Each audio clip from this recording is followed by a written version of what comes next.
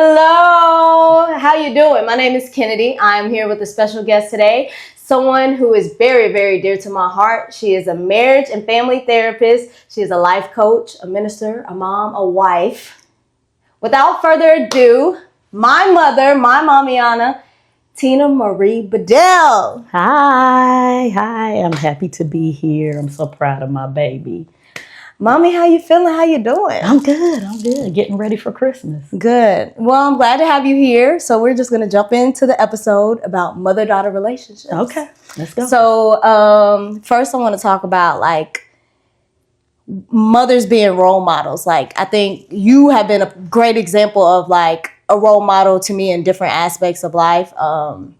You model just what a very good woman should be like in all aspects of life. And, the way you give, the way you you're so caring, the way you just carry yourself on a business aspect. You just have very many different aspects of your life that is okay, now I have a guide to be able to complete the same things in, the same way or, just my own way, but successfully, you know what I mean? So I want to know how you think you developed becoming this role model. Have you always been this person? Was there someone in your life that, was a great role model to you? Just different things like that. Well, of course, I have my own mother. Right. My Nana. Yes. Love her. Yes. So our relationship was, the things that I got from her were things about my giving. You talked about my giving. Very giving, very giving. She'd give the shirt off her back for anyone.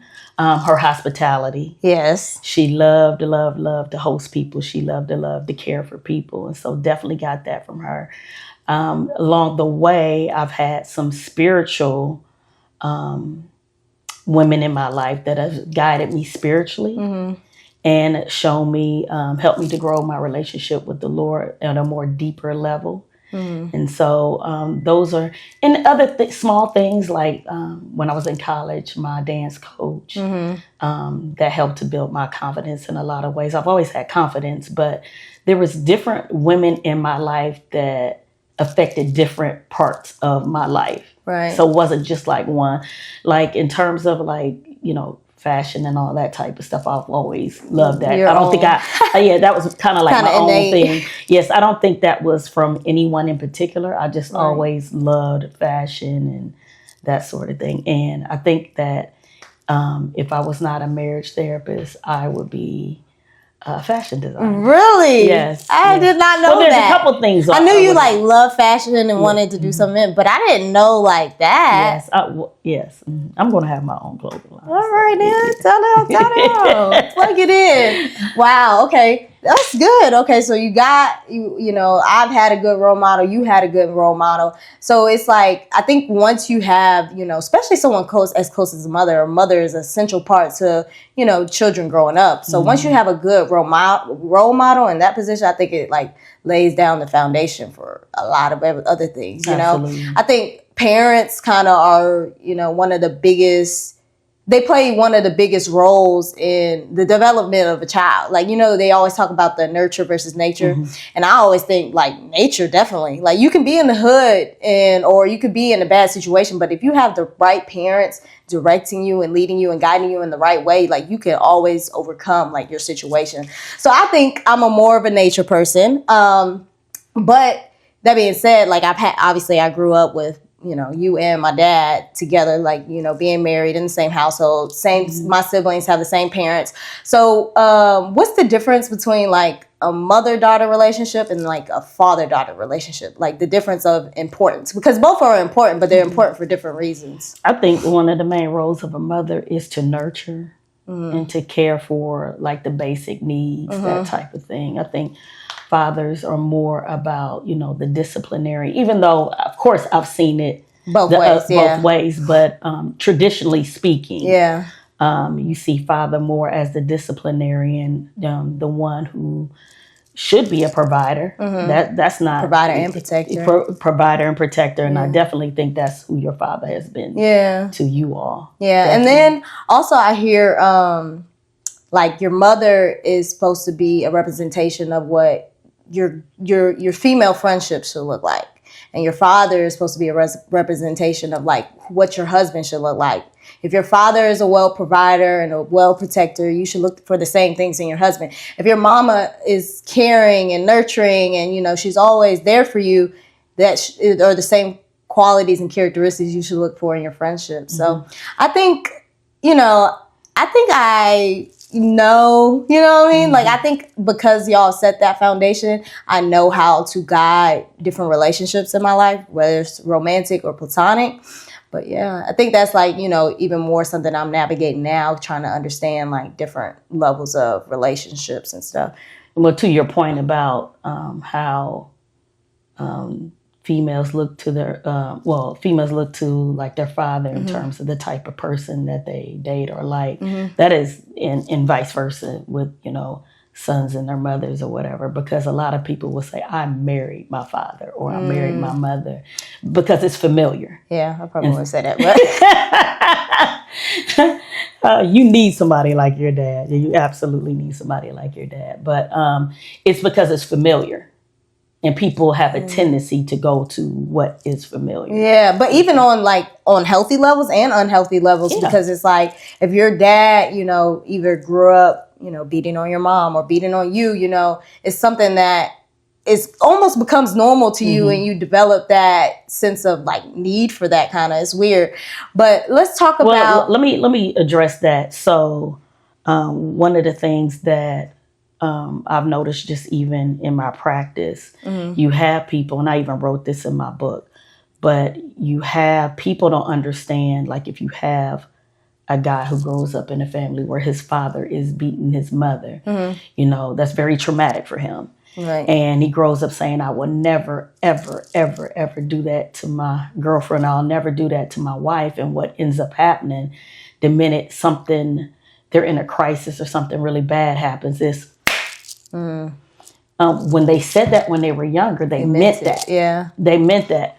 But here's the thing. You grow up in a house where there's a lot of fighting and, you know, that's how you deal with conflict. It's familiar. Yeah. You deal with conflict like that because you have nothing else in your toolbox. Because you don't know how to like argument effectively. Yes, you don't know how to communicate. You don't know how to communicate effectively. You don't know how to argue fairly. That sort of thing. So you revert back to the only thing that you know. That makes sense. Yeah. Wow. Well, and that's not to excuse any, behaviors Absolutely at all. Like, yes. You know, that's just giving the reason behind the action. So, moving on to like, I guess the next topic, I want to talk about, you know, me growing up. What was I like? You know, I want to know everything. I mean, I know a lot of it, but I also want to know, like, you know, there's different stages. You have that adolescent stage. You have that, you know, teenage stage. You have, you know, young adult, which I'm in now. So I want to know, like, you know, what you learned kind of from different aspects of, you know, your walk with growing with me or your journey as a mother, you know, not just with me, but you have Savannah too, you know. So since you have two daughters, kind of like what you understand maybe about one of us or both of us in those different times. Well, one thing, just even as parenting, you know, parenting in general is that you treat your children fairly, but you raise them kind of differently based off of their temperament, their personality, and what they need. When you were, I mean, I'm talking about out of the womb, you were a stage 5 clinger. No. Like literally, like I know this sounds crazy, but after I delivered you, I had you in the bed with me. It was probably like that evening. And of course, I was exhausted. Right. And but I had you in the bed with me, and I was like, I don't want to roll over. And you know, I sleep light, but because I was so tired, I was like, well, let me move her over. And I remember waking up, and you were like, I said, how did she get over here?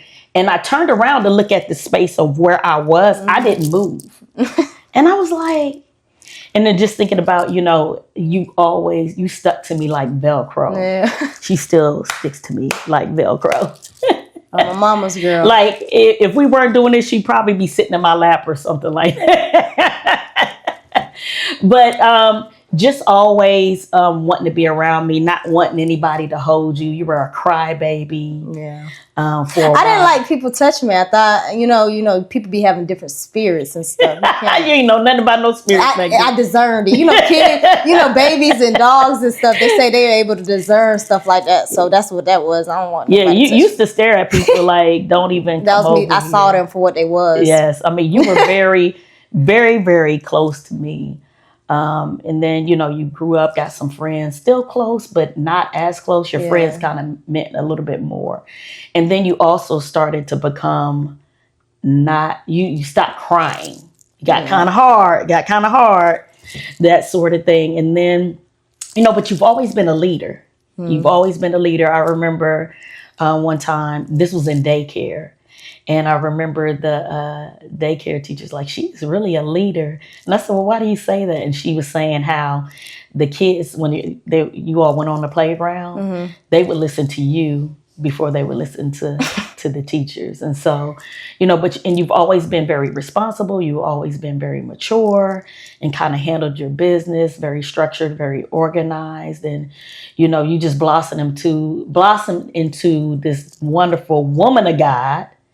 I don't think I've ever called you a woman because what do I always say? Little girl. Or baby feet. Oh, yeah. Baby feet or little girl, but always a little girl. But definitely, grew up in the church and, I never pushed Jesus on you all. I mean, of course, I did what I needed to do in terms of making sure that you were going to church and everything. But you always had a relationship with God.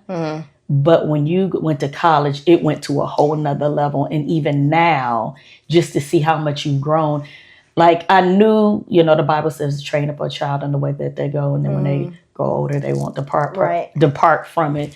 And I think to see you grow spiritually is probably the most proudest thing that I am as a mother. Oh, you said a lot. So I want to kind of unpack some of it. You talked about how like the difference between me as a young child and middle school age, and I think we always had a good relationship. Like our relationship has always been solid. And I think when I was younger, I think I just like really just looked up to you. I mean, like any young daughter would look up to their mom, it's just natural. So I think I looked up to you in that sense. Like even little things like you love the color pink, and I just like I never liked the color pink, but because and still don't like pink, really. But because you liked it, it was like my mom likes it, I like it, or like even some of the clothes you would have me in, I never liked, but it was like my mom likes it, so I like it. And then like I kind of grew out of that, became like truly my own person. But like I think in middle school was probably the part of time in my life where we were probably like not the closest. I had friendships and stuff. I became a lot busier with softball and stuff.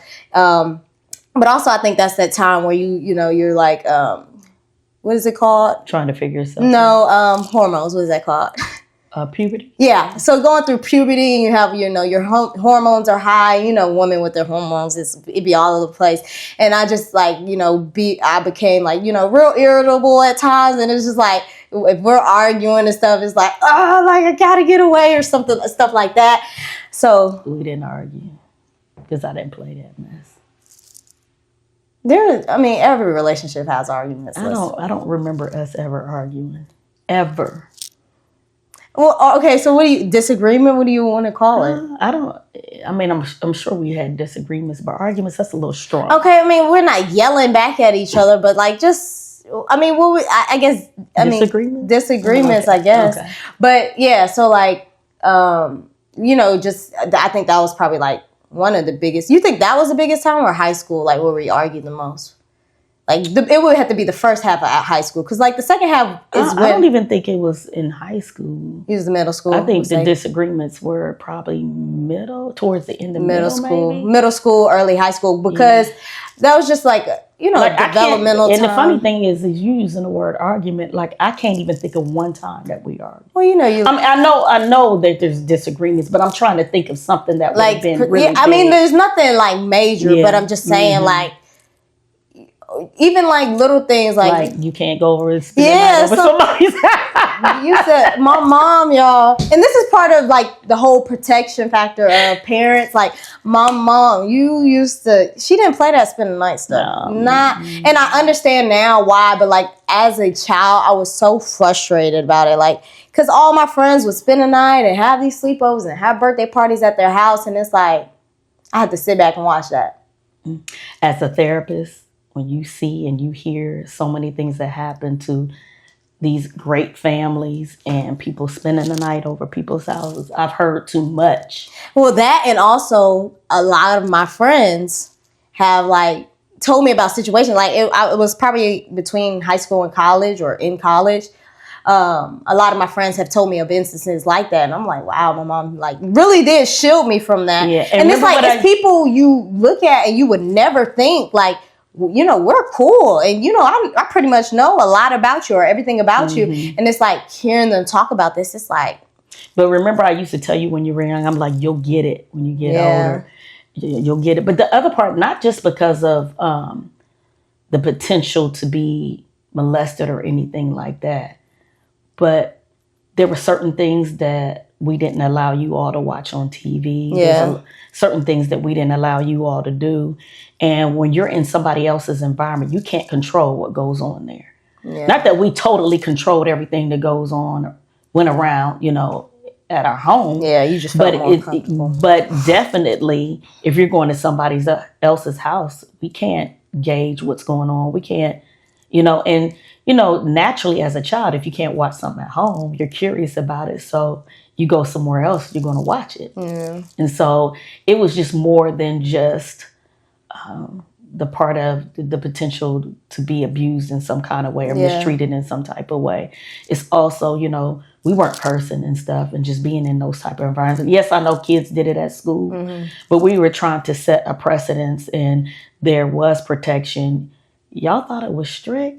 You probably still thought it was strict? No, definitely at the time I thought it was overbearing. That's the perfect word. I thought it was overbearing, strict. I don't know if I felt like it was controlling. Your friends' parents would like call me and be like, "Is it okay?"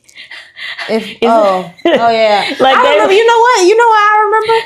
They would ask me, "Was it okay if their child went somewhere?" Or you know what I remember though? What do you remember? One time, you remember Mina that lived in Greystone? Yes. Okay, she came over and asked me if I could like go outside or something, and so I asked you, and you was like, no. She was like, I'll ask you. She gonna say yes to me. And I was like, okay. She went back there, asked you, and you was like, don't you ever ask one of your friends to come ask me. I said, I didn't ask her. She just wanted to. Mm-hmm. But you got on to me about that because it's like, oh, don't have them asking me because now I got to embarrass you in front of them and embarrass myself in a way. And I'm like, I'd rather you tell them no than me tell them no if you're the one saying no, you know, that type of thing. But yeah, so...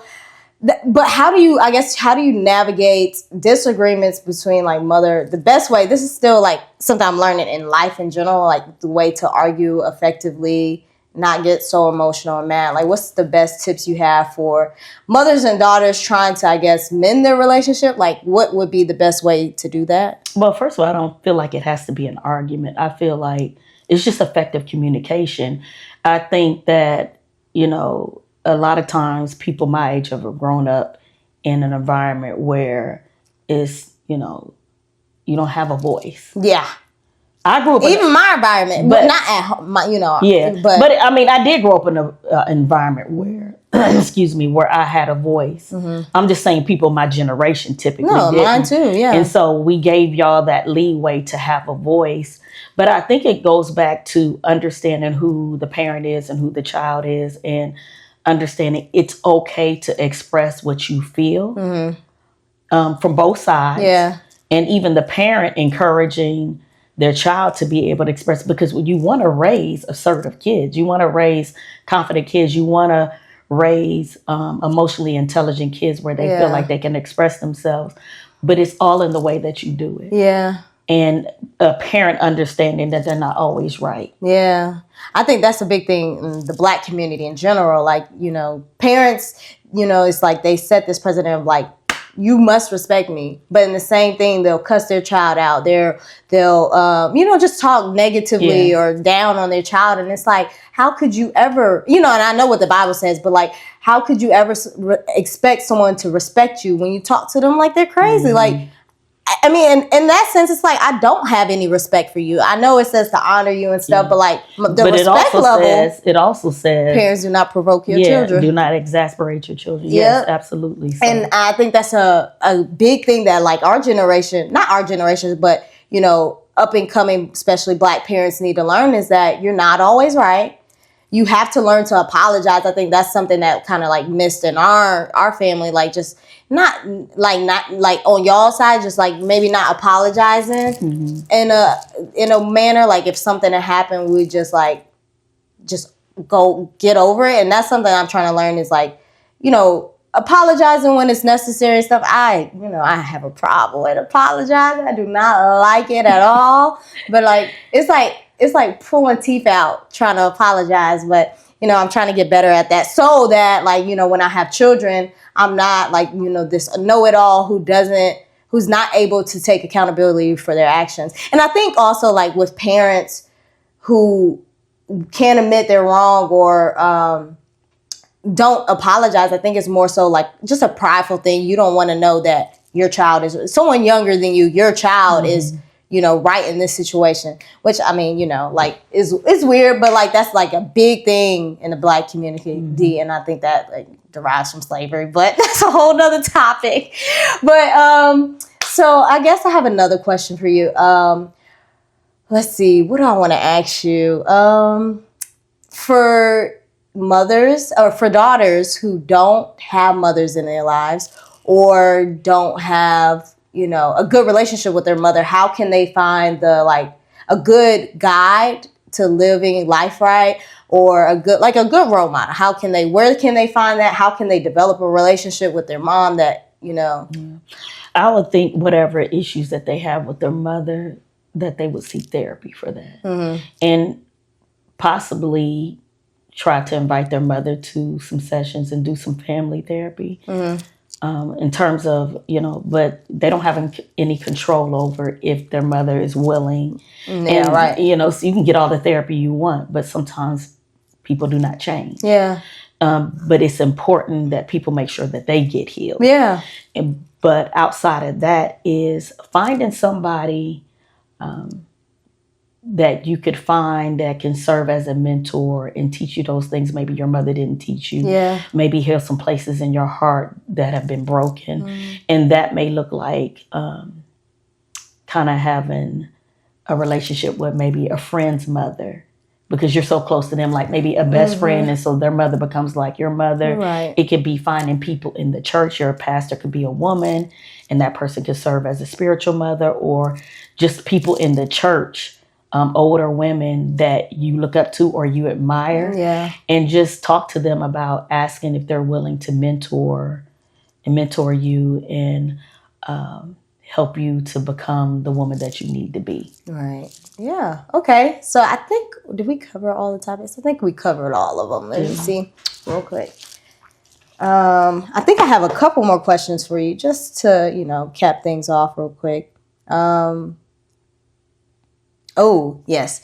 If you could go back in time and give yourself one piece of advice about raising me or raising daughters in general, what piece of advice would you give yourself? That's kind of difficult because I don't have a lot of regrets. All right. Oh, I know. I'll say this. During the time that you guys got heavy in softball and we were traveling, we weren't going to church because we were on the road so much. Your dad was going in one direction with one of you all, and I was going in the other direction with the other, and except for when y'all were playing together. I think, but up until that point, y'all were in church. Yeah. And I think one of the biggest regrets, when we knew that we couldn't be in church regularly, I remember I started doing like Bible study at home. Right. And that lasted all of about 5 seconds. I was gonna say, we might have did it once or twice. Yeah. No, it was more than that. I don't remember. Yeah, it was more than that. But I mean, basically, it was finished before it really got started. Yeah. And I think during those years, there's more that I could have taught you all. But it's funny because when I listen to you all now, the things that you say, I realize I actually taught more spiritual things and things about God and things about ministry more than I actually thought. Yeah. But there's so much more that I could have, because when you say something, I'll be like, I was saying that back then. The biggest thing I think we've taken from that, like, I mean, is you always quote scriptures. Always in daily life, like you'll say, death and life is in the power of the tongue.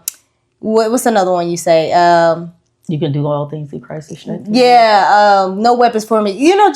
Just little things. You will always say it, but in like natural conversation. Like if I say something, I remember one time I said Savannah was making me mad, and I was like, "You make me sick," and you was like, "No, don't say that." And I'm like, because words really do have the power to like transpire. I guess. Yeah.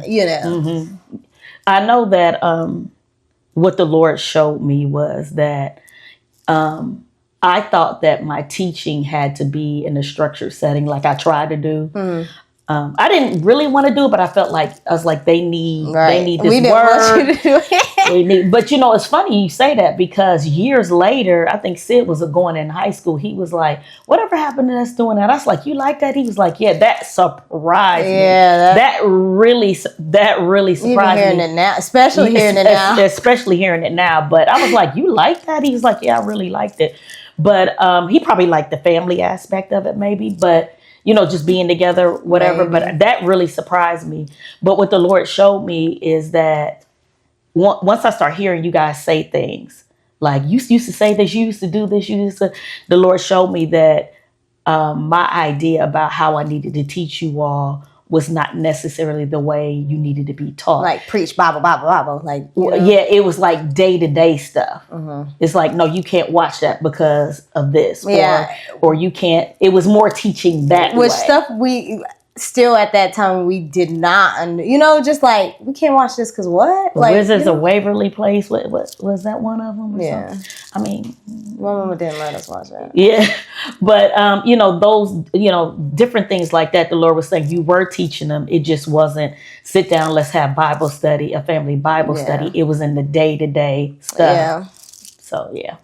Okay, so I think I answered all the questions. I mean, asked all the questions. Okay, favorite part about being a mom to daughters. Obviously, you have a son too, but like specifically the daughters aspect.